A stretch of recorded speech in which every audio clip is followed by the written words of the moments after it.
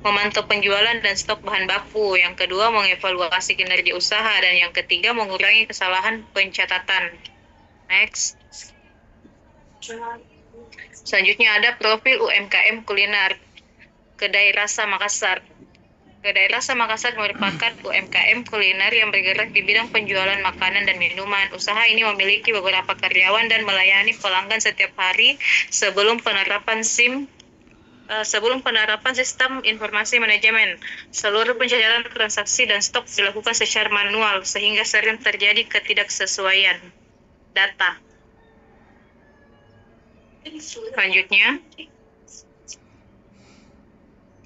penerapan sistem informasi manajemen pada UMKM kuliner. Yang pertama itu ada sistem kasir digital atau point of sale. Yang kedua, pencatatan transaksi penjualan otomatis. Yang ketiga, pengelolaan stok bahan baku. Dan yang keempat yaitu penyusunan laporan penjualan dan keuangan. Baik, saya kembalikan ke moderator. Terima kasih. Baik, materi selanjutnya akan dibacakan oleh Kak Andri. Saya persilahkan.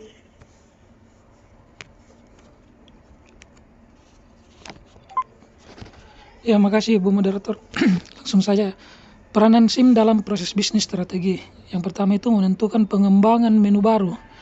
Yang kedua, menyusun strategi harga. Yang ketiga, merencanakan pengembangan usaha. Yang keempat, mengevaluasi kinerja usaha secara keseluruhan.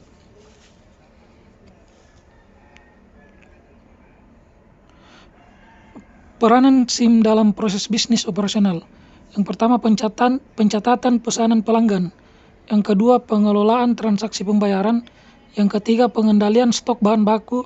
Dan yang keempat, penyusunan laporan harian.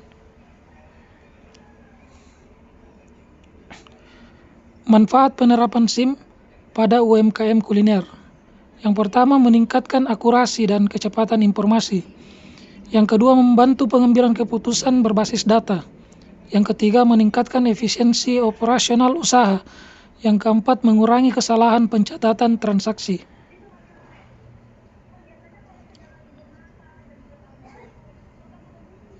Langsung saja kesimpulannya, sistem informasi manajemen memiliki peran penting dalam mendukung proses bisnis UMKM kuliner. Melalui studi kasus UMKM Kedai Rasa Makassar, dapat disimpulkan bahwa penerapan SIM mampu meningkatkan efisiensi operasional, akurasi data, serta kualitas pengambilan keputusan usaha. Oleh karena itu, SIM menjadi faktor kunci dalam pengelolaan UMKM kuliner yang modern dan berdaya saing. Ya, terima kasih, kami kembalikan ke Bu Moderator.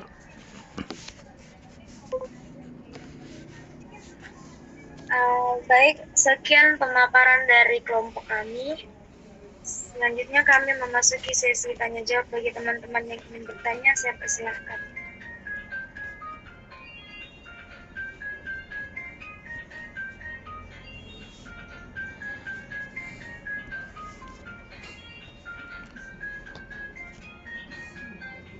Teman-teman dari kelompok 1, kelompok 2 yang mau bertanya.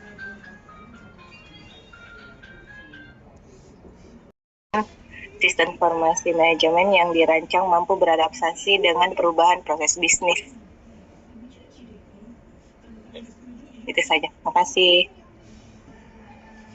Baik, saya ulang pertanyaannya, Kak. Pertanyaannya, Kak, ini bagaimana cara memastikan sistem informasi manajemen yang dirancang mampu beradaptasi dengan perubahan proses bisnis? Ya. izin teman-teman kelompok 3.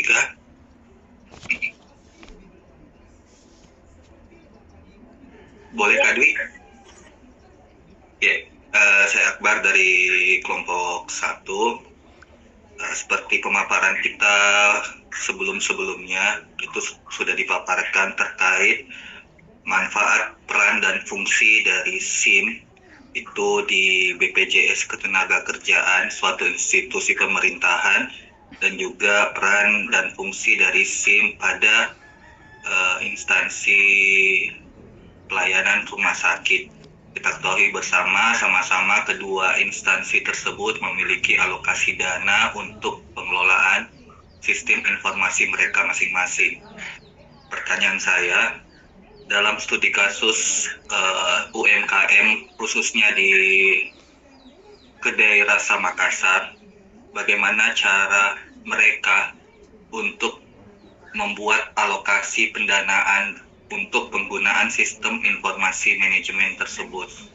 Yang kita ketahui bersama bahwasanya beberapa UMKM itu memiliki kendala dalam pengelolaan keuangan mereka, atau dengan kata lain UMKM itu memiliki dana alokasi yang terbatas. Seperti itu, Kak. Jadi bagaimana UMKM bisa mengelola, bagaimana UMKM bisa memiliki alokasi dana dalam pengadaan dan penggunaan sistem informasi mereka khususnya pada Kedai Rasa Makassar. Terima kasih.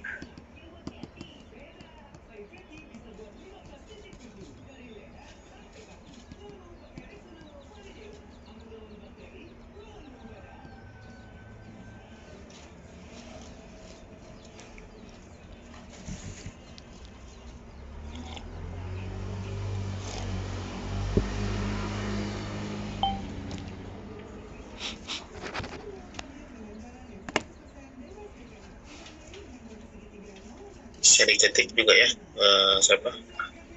Pak Akbar atau Bu Amin tadi ya, di kolom chat supaya teman-teman yang lain juga bisa melihat poin pertanyaannya. Oke, silakan Siap, Pak. teman-teman yang lain.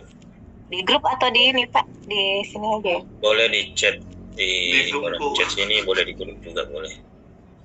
Kalau saya di sini aja. Yang penting jangan kita japri, Kak, Bu.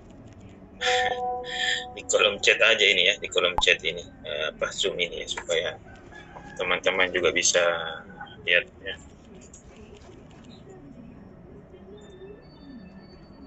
Masih di kantor ini Pak Akbar, ini masih di rumah sakit. Alhamdulillah sudah bebas, Pak. Kita juga sudah senang juga ya. Sudah bisa bernafas, Pak. Sudah masuk tahun anggaran baru. Cuman ini posisinya kan sekarang kalau masuk tahun anggaran baru berarti kita menunggu lagi pembukaan anggaran yang baru, Pak. Jadi siap-siap lagi menunggu bola, Pak. Ya, semangat semua ya, tetap semangat. Ada lagi teman-teman? Lagi teman-teman yang mau bertanya. Ya, karena ini indikator keaktifan ya. Jadi Sembari menunggu pertanyaan dari teman-teman yang lain, kami akan menjawab pertanyaan dari Kak ini. Untuk adik-adik Ananda, saya persilahkan. Baik, terima kasih. Saya akan menjawab pertanyaan dari Kak Rahmini. Adapun pertanyaannya yaitu bagaimana cara memastikan sistem informasi manajemen yang dirancang mampu beradaptasi dengan perubahan proses bisnis. Untuk memastikan sistem informasi manajemen tersebut untuk beradaptasi dengan perubahan bisnis, yaitu dapat dilakukan ada beberapa cara. Yang pertama, desain sistem yang fleksibel dan modular. Sistem informasi manajemen harus dibangun dengan arsitektur modular sehingga perubahan pada satu proses bisnis tidak mengganggu keseluruhan sistem. Modul ini dapat ditambah, diubah, atau dikurangi sesuai kebutuhan bisnis. Yang kedua, ada keterlibatan pengguna dan stakeholder sejak awal. Melibatkan manajemen dan pengguna operasional dalam tahap analisis dan pengembangan sistem membantu memastikan sistem sesuai kebutuhan nyata dan mudah disesuaikan saat proses bisnis berubah. Yang ketiga itu ada penerapan bisnis proses reengineering atau BPR dan pemodelan proses dengan memetakan proses bisnis secara berkala. Misalnya menggunakan BPMN, organisasi dapat menyesuaikan sistem informasi manajemen seiring perubahan strategi pasar atau regulasi. Dan yang keempat itu ada pemanfaatan teknologi yang scalable dan updatable. Menggunakan platform berbasis cloud dan teknologi yang mudah diperbarui memungkinkan sistem perkembangan seiring pertumbuhan dan perubahan bisnis. Dan yang kelima ada evaluasi dan perbaikan berkelanjutan. Sistem informasi manajemen harus dievaluasi secara rutin melalui monitoring kinerja, feedback pengguna, dan audit sistem agar selalu relevan dengan dinamika bisnis. Dan yang terakhir itu ada dukungan manajemen dan tata kelola TI yang baik. Kebijakan, standar, dan komitmen manajemen memastikan setiap perubahan proses bisnis diikuti dengan penyelesaian sistem informasi secara terencana. Baik, saya kembalikan ke moderator. Terima kasih. Baik, terima kasih Kak Dea Istiananda. Mungkin Kak Andri ada tambahan? Saya persilahkan. Ya, makasih banyak Bu moderator ya. Artinya untuk menjawab pertanyaan dari Pak Akbar dan Pak Ibu Ramini ini, ada beberapa yang pendekatan yang ingin kami coba untuk masukkan di dalam materi ini terkait, kan ini spesifiknya lebih ke UMKM ya. Artinya sedikit berbagi pengalaman untuk mengingatkan materi ini, di mana ini yang pertanyaannya Bu Ramini, memastikan SIM dengan perubahan proses bisnis dan Pak Akbar manfaat SIM ya, pengalokasian dana pendanaan dari UMKM. Mungkin yang pertama saya mendekatkan pada proses bisnisnya dulu ya.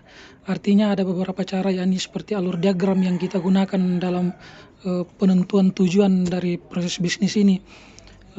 Seperti aplikasi, misalkan saya dulu ingat itu waktu baru-baru pertama masuk kerja, itu baru terhitung beberapa hari itu ada aplikasi Bisagi ya, seperti apa Probis di dalamnya, itu bersumber dari Ortala itu di Sekda. Jadi dari dinas itu kita dituntun untuk seperti apa program-program yang pernah kita lakukan, kemudian dibuatkan alur diagramnya itu. Artinya tujuannya siapa yang pernah kita temani, baik eksternal maupun internal, siapa yang kita layani, itu artinya berkaitan dengan pelayanan dan kerjasama itu sendiri. Nah kemudian bagaimana sih dari pertanyaan Pak Akbar ini berkaitan masalah pengalokasian dananya UMKM. Itu pas sering-sering kami juga adakan kegiatan pelatihan biasa di Pemda itu, sering-sering judul yang kami gunakan itu adalah peningkatannya.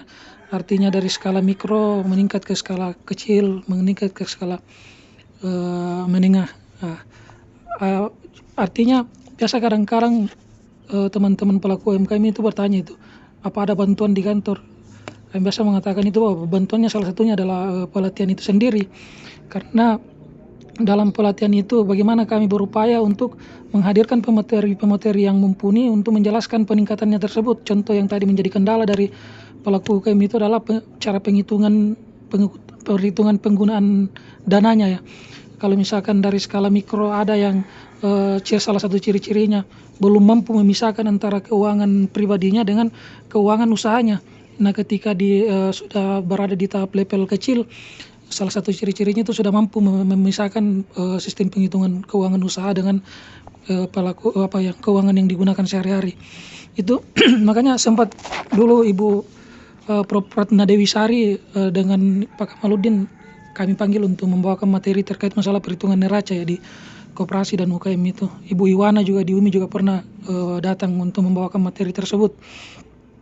Artinya bagaimana penerapannya di dalam, karena banyak yang salah satu kendalanya dari pelaku UKM itu belum mampu memetakan sistem keuangannya itu, sehingga peningkatannya di situ kami upayakan untuk bagaimana mengetahui cara pemisahan masalah keuangannya, karena betul-betul ini salah satu kendala yang bisa mematikan atau suatu pelaku usaha untuk peningkatannya dalam usaha tersebut. Terkait masalah pemanfaatan teknologinya itu yang kita kaitkan itu kan sudah ada banyak itu penerapan teknologi yang sudah mampu secara otomatis dan digitalisasi. Contoh yang tadi dipaparkan di makalah itu bagaimana kasir yang secara pembukuan keuangannya melalui aplikasi dan apa juga yang secara pembelian otomatis itu. Nah, artinya pembelian otomatisasi ini secara kasir itu kan kadangkala itu misalkan di berbagai jenis aplikasi ya, kayak pembukuan atau accounting itu biasa kalau contoh misalkan di bendahara, biasa di bendahara penerimaan itu kan biasa melakukan satu pelaporannya dalam satu yang seperti yang biasa di Pemda itu kayak SIPD itu kan langsung kita menaruh langsung jumlah totalnya ya, setiap STS atau tanda setoran kita ke bank. Itu nanti makanya Ibu siapa dulu? Ibu yang bawa SIM pada waktu awal-awal itu mengatakan bahwa Prof. Masdar, Pak. ya Prof. Masdar ya, penting untuk kita sebagai mahasiswa itu mengetahui juga cara perincian untuk mendapatkan kesimpulannya, karena kalau di aplikasi itu biasanya langsung totalnya yang disampaikan itu Pak. Jadi mengapa penting bagi kami ini, bagi peningkatan itu bagaimana caranya mereka dilatih untuk mengetahui cara pembukuan untuk keuangan usahanya itu, atau masalah dibilang dianukan ke dalam aplikasi itu kan kita butuh juga, tidak serta-merta bahwa aplikasi itu ada otomatis kita gunakan, tetapi perlu juga penginputan lainnya untuk menyinkronkannya. Seperti misalkan Pak, kalau misalkan di Pemda itu kayak misalkan aplikasi Srikandi, memang pemanfaatan efektivitasnya itu efisien bagi penggunaan alat ATK, namun pada dasarnya kita tidak bisa menggunakannya tanpa ada memang dari metadata yang misalkan dari Kominfo yang memang menginputkan kita siapa-siapa yang terlibat di dalam. Contoh misalkan di bidang saya, misalkan di UKM atau koperasi, saya ingin langsung bersurat kepada kementerian, bisa Pak, yang penting di dalamnya juga ada kementerian yang terdaftar, nanti operatornya yang membuka itu, misalkan di instansi terkait yang lainnya. Artinya itu kan saya berbicara masalah proses alurnya ini, proses alur bisnis, mencontohkan dan menganalogikan seperti itu, bahwa ada memang harus ada penginputan di dalamnya untuk kita bisa menjalankan satu aplikasi tersebut. Contoh kalau misalkan di bukunya yang Kennedy yang bukunya Kennedy Law dan yang di sistem informasi manajemen itu, di bagian-bagian awal diterangkan bahwa seperti apa penerapan SIM itu. Di dalamnya ternyata menganalogikan bahwa alurnya itu seperti arsitek paku dan rumah. Artinya arsitek merancang untuk pembangunan rumahnya, kemudian paku sebagai alat yang digunakan untuk pembuatan rumah, dan ketika sudah jadi rumahnya, artinya itu sudah bisa kita manfaatkan di dalamnya. Artinya ada memang pengisian yang apa yang kita, misalkan kayak manajemen persediaan di dalam suatu usaha, seperti apa kita secara rinci memasukkan penjualan kita, sehingga nanti penerapannya di dalam rumah atau kita pergunakan rumah itu tersebut atau sistem informasi, bisa kita ambil keputusan baik terkait masalah persediaannya, stok yang mana yang lebih diminati oleh konsumen, dan seperti apa pelaporan keuangannya. Mungkin seperti itu pendekatan yang kami coba untuk kaitkan dengan materi ini, Pak.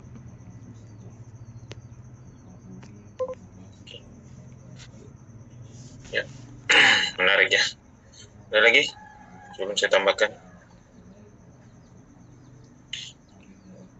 Mungkin begini, Pak Andri, karena Pak Andri juga kita teman-teman tahu Pak Andri berkecimpung di usaha UMKM lah ya, UMKM mandiri di area Endrekang.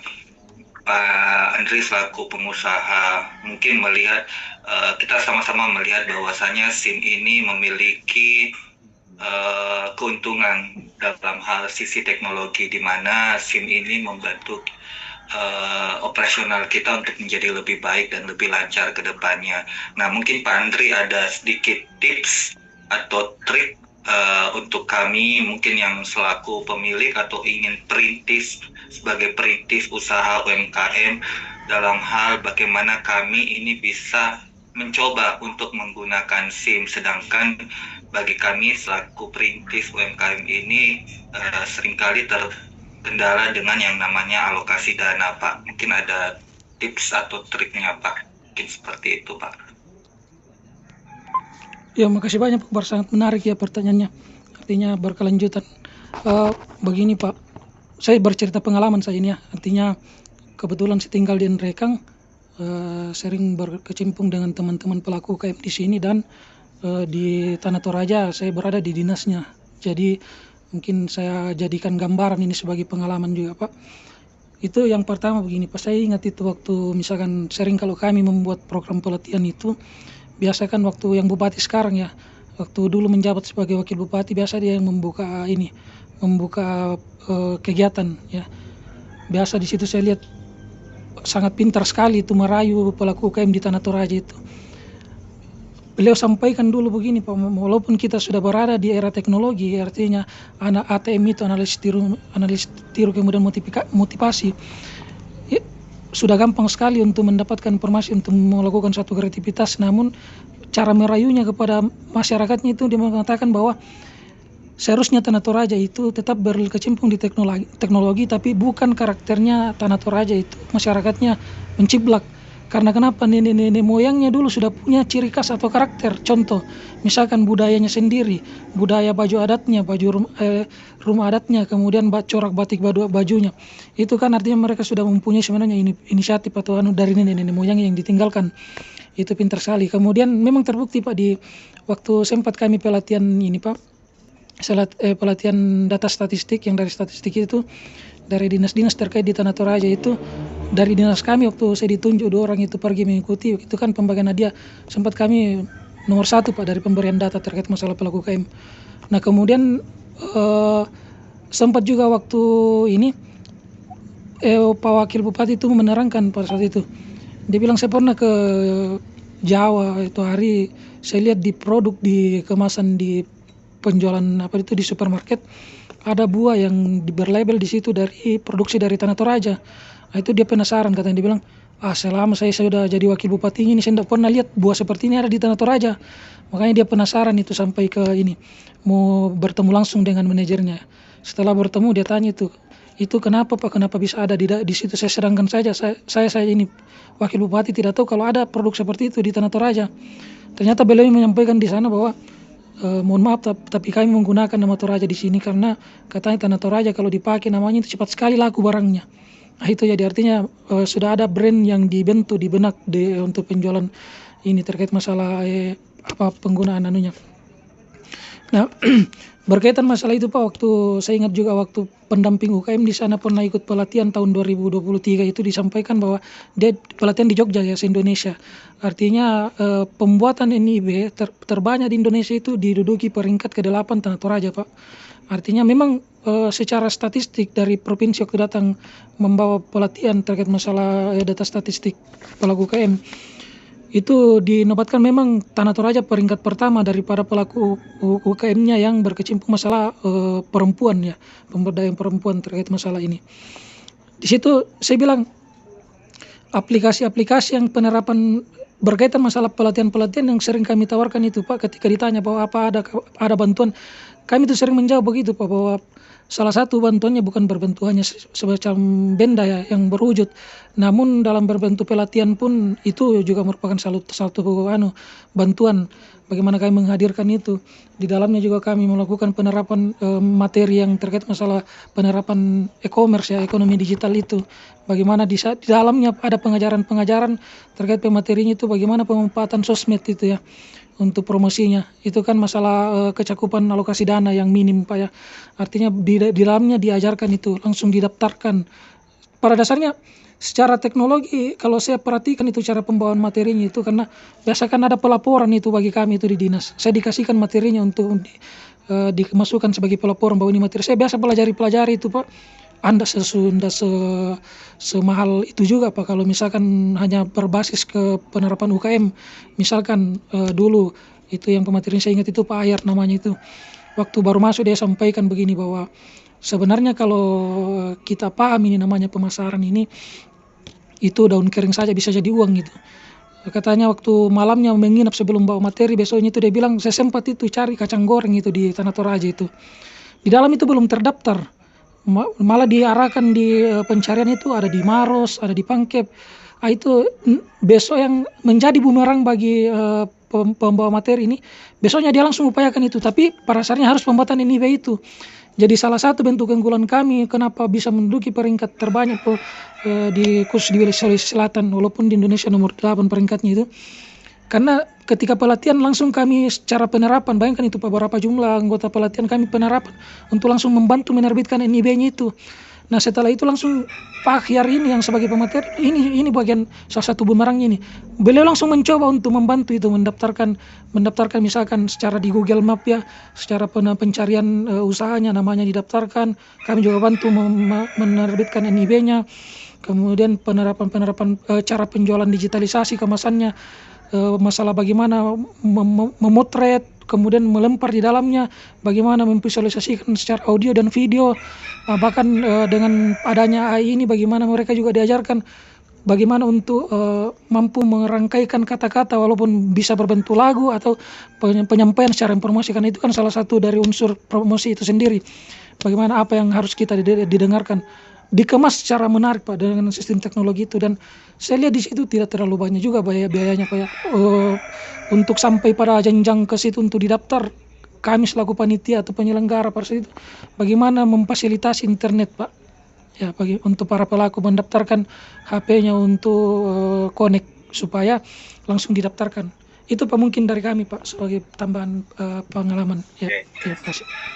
Ya, jadi tadi ya itu ada pelatihan juga ya, jadi difasilitasi oleh pemerintah daerah ya.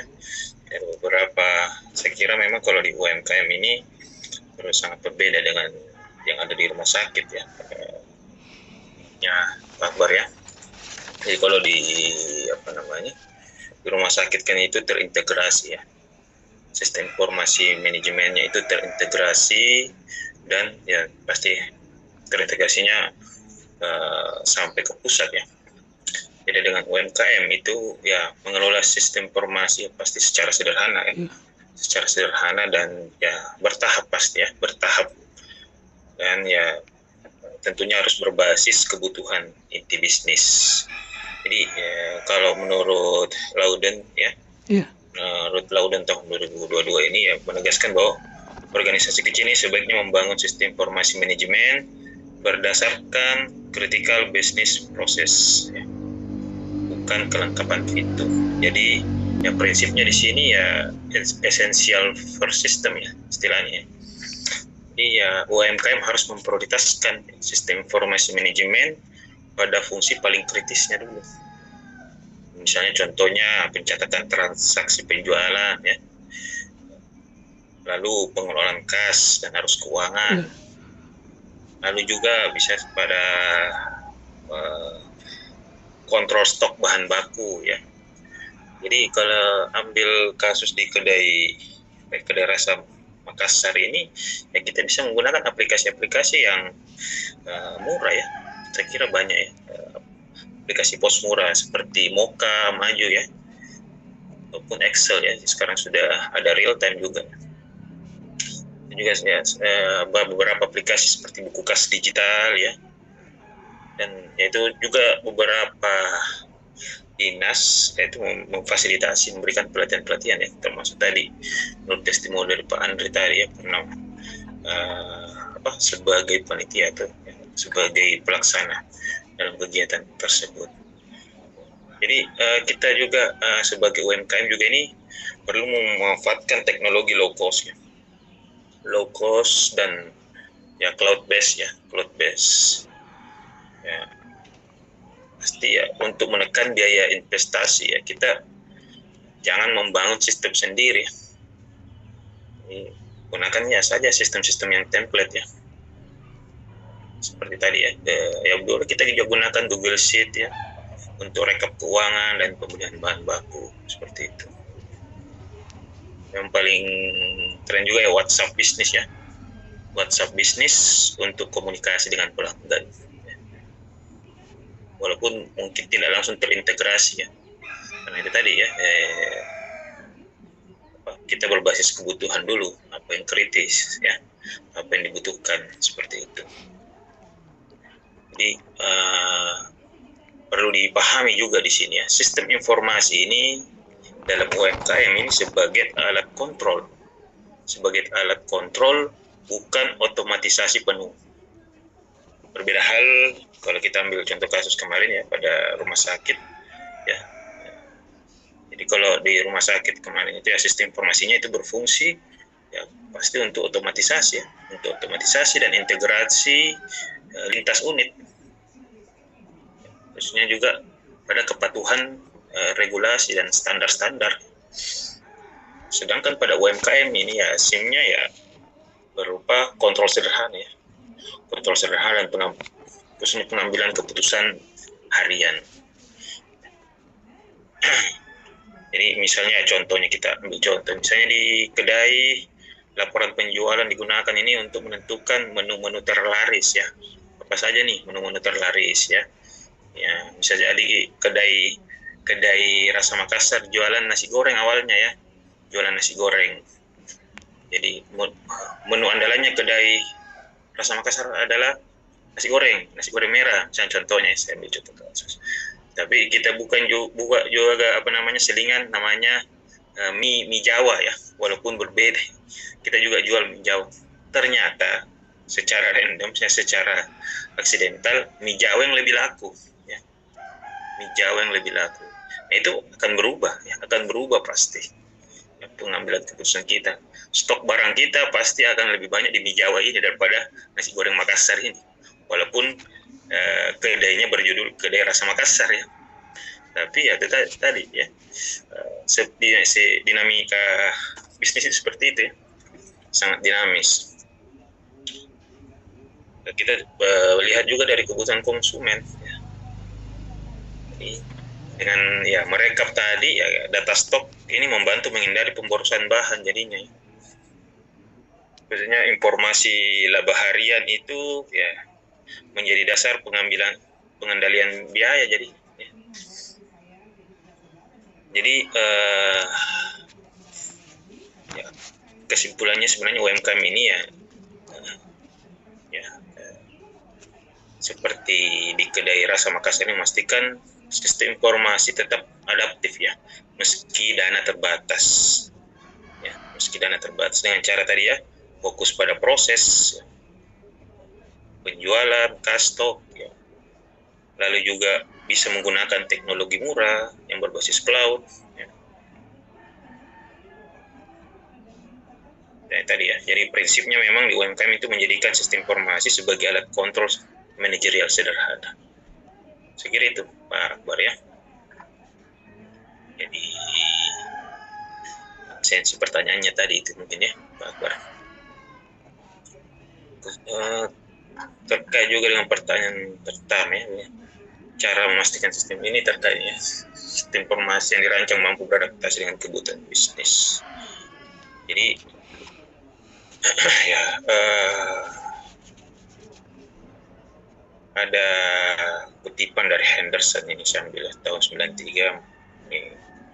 Henderson menegaskan bahwa keselarasan strategi bisnis dan teknologi informasi adalah faktor utama keberhasilan adaptasi sistem. Maksudnya di sini ya, bahwa sistem informasi itu harus dirancang selaras dengan strategi dan tujuan bisnis. Sekali lagi ya, sistem informasi ini harus dirancang selaras dengan strategi dan tujuan bisnis. Jadi bukan hanya kebutuhan teknis.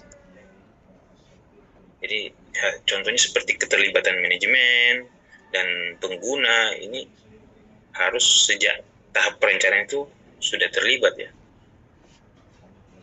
untuk memastikan sistem dapat menyesuaikan diri ya, ketika strategi bisnis tiba-tiba berubah ya, seperti itu. Seperti saya tadi contoh kasus ya, kalau ada produk hero tak misalnya nasi goreng tadi, lantas yang laku adalah mie goreng Jawa ya, mau tidak mau kita harus beradaptasi di situ ya. Stok bahan bakunya bahkan mungkin temanya itu bisa berubah serandom itu ya. Jadi bukan random sih ya, kita adaptif jadinya ya, seperti itu, bukan random, lebih ke adaptasi ya. Kita melihat apa yang ada di lapangan ya. Jadi seperti itu. Ya, betul yang dikatakan juga tadi Bu Dea kalau tidak salah ya, menjawab ya. Ya, sistem informasi juga sebaiknya menggunakan desain yang fleksibel ya. Ada yang namanya arsitektur modular ya, sehingga sistem informasi ini mudah dikembangkan atau dimodifikasi tanpa merombak keseluruhan sistem.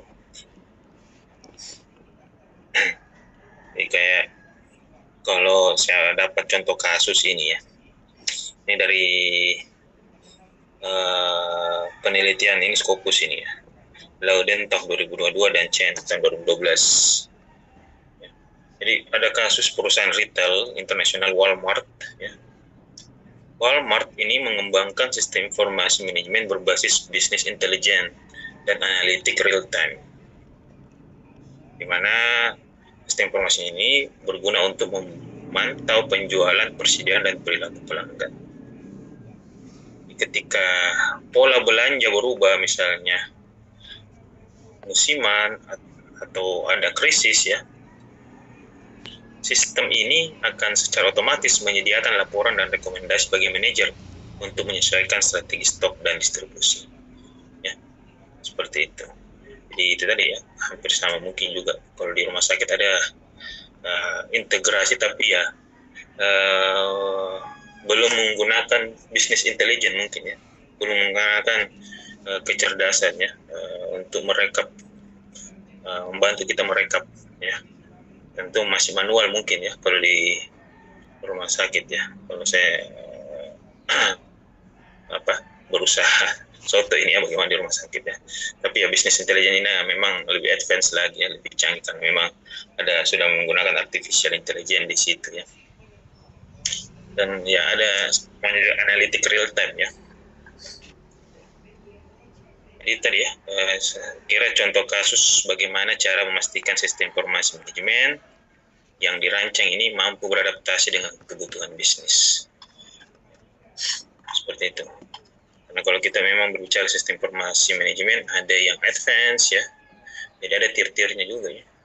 Ada yang sederhana ya. Dan ya tadi ada yang sudah, kalau di luar negeri ini yang contoh kasus yang saya dapatkan, ya sudah berbasis business intelligence ya, dan analitik real time ya. Jadi kalau konon katanya kalau kita Indonesia mau buat semacam AI itu memang ya, sebenarnya kita bisa buat semacam AI ya, kayak ChatGPT ataupun DeepSeek kalau dari Cina ya.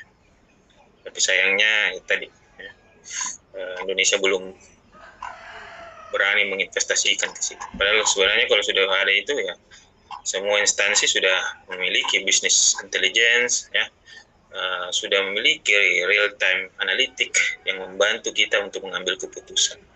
Jadi sudah jarang lagi orang lembur ya. Sudah jarang lagi orang lembur karena ya percuma digital kalau masih manual di input ya. Itu yang terjadi di kita.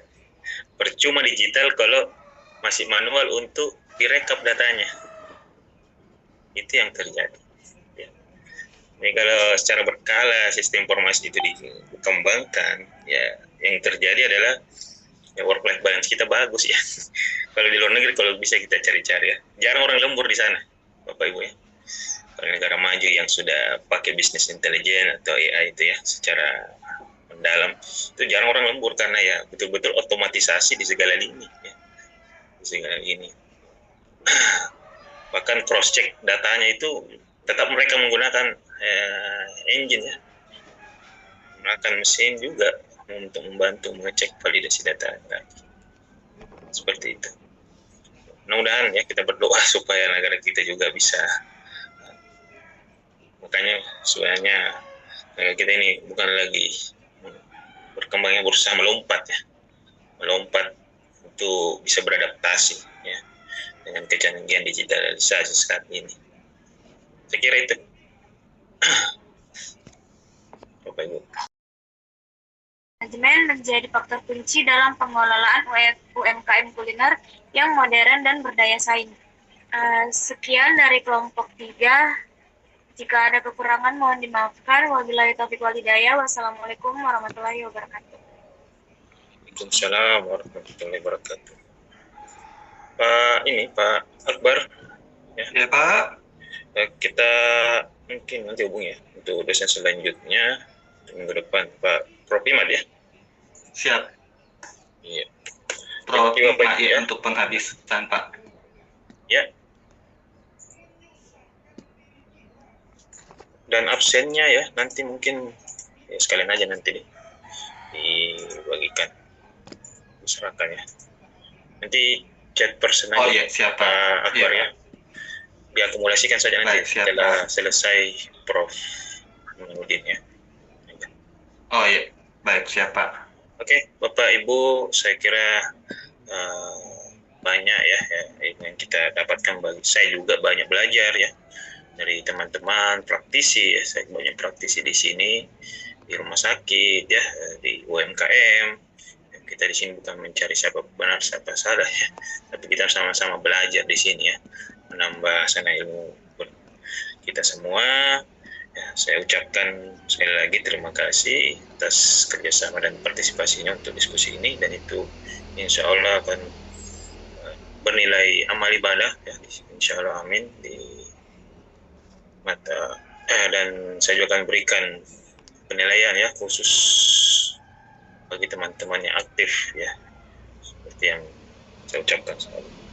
Oke, sekali lagi sekian terima kasih. Wabillahi taufiq wal hidayah. Wassalamualaikum warahmatullahi wabarakatuh. Waalaikumsalam. Waalaikumsalam warahmatullahi wabarakatuh. Terima kasih banyak Pak Fadil. Mari izin lift ya.